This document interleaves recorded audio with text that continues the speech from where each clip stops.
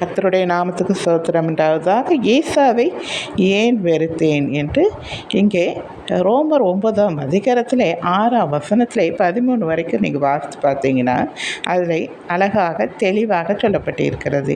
வேத வசனம் அவமாய் போயிட்டு என்று சொல்லக்கூடாது. ஏனென்றால் இஸ்ரவேல் வம்சத்தார் எல்லாரும் இஸ்ரவேல் அல்லவே, அவர்கள் ஆபிரகாம் சந்ததியாரானால் எல்லாரும் பிள்ளைகள் அல்லவே. ஈசாக்கினிடத்தில் உன் சந்நிதி விளங்கும் என்று சொல்லியிருக்கிறதே, அது எப்படி என்றால், மாம்சத்தின்படி பிள்ளைகளானவர்கள் தேவனுடைய பிள்ளைகள் அல்ல, வாக்குத்தத்தத்தின்படி பிள்ளைகளானவர்களே அந்த சந்நிதி என்று எண்ணப்படுகிறார்கள். அந்த வாக்குத்தத்தமான வார்த்தையாவது, குறித்த காலத்திலே வருவேன், அப்பொழுது சாராள் ஒரு குமாரனை பெறுவாள் என்பதே.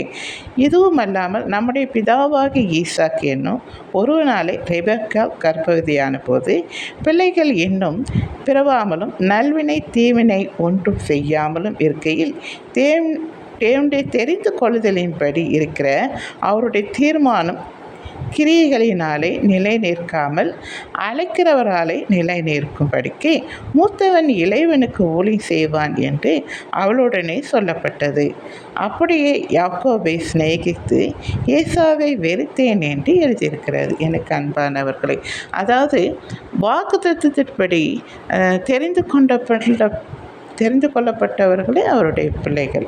அது அவருடைய தீர்மானம். இது இங்கே அழகாக சொல்லியிருக்கிறது. நீங்கள் வாசிக்க நீங்களும் அதை வாசிங்க. சரிங்களா? தேங்க்யூ.